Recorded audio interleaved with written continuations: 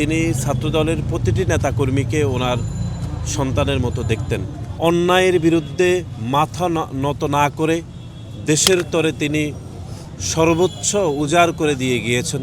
বাংলাদেশের সাবেক সফল প্রধানমন্ত্রী, বিএনপির চেয়ারপারসন দেশনেত্রী বেগম খালেদা জিয়া, যিনি বাংলাদেশের কোনো নির্বাচন ব্যবস্থায় কোনোদিন পরাজিত হননি।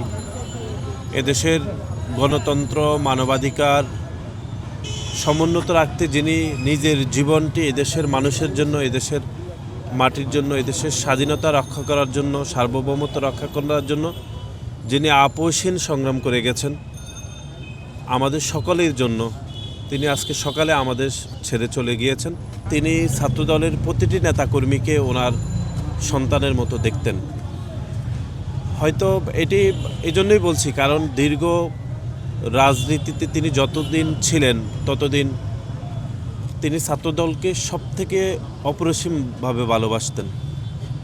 এবং আপনারা সকলেই জানেন যে ছাত্রদলের কোনো নেতাকর্মী বিভিন্ন সময়ে হয়তো ভুল ত্রুটি করতেন, তিনি সেটি মাতৃস্নেহে ক্ষমা করতেন, শাসন করতেন।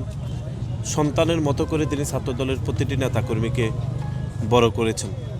সুতরাং আজকের এই দিনে ছাত্রদলের প্রতিটি নেতাকর্মীর জন্য আমরা হৃদয়ে রক্তক্ষরণ হচ্ছে এবং আমাদের জন্য সবথেকে কষ্টের দিন আজকের এই দিনটি। এবং একই সাথে আগামীর যে তরুণ প্রজন্ম রয়েছে, যারা দেশনেত্রী বেগম খালেদা জিয়াকে গত 17 থেকে 18 বছর ধরে হয়তো পরোক্ষভাবে চিনেছেন, সেই তরুণ প্রজন্ম বুঝতে শিখবেন হয়তো, বা জানবেন যে একজন দেশনেত্রী বেগম খালেদা জিয়া এই দেশের জন্য, এই দেশের স্বাধীনতা সংগ্রামের জন্য কীরকম আপোষহীন ছিলেন, যে কীরকম অন্যায়ের বিরুদ্ধে মাথা নত না করে দেশের তরে তিনি সর্বোচ্চ উজাড় করে দিয়ে গিয়েছেন। তার নাম দেশনেত্রী বেগম খালেদা জিয়া। সুতরাং তরুণ প্রজন্মের সকলের অনুপ্রাণিত হওয়ার দৃষ্টান্ত রয়েছে দেশনেত্রী বেগম খালেদা জিয়ার এই আপোষহীন সংগ্রাম থেকে।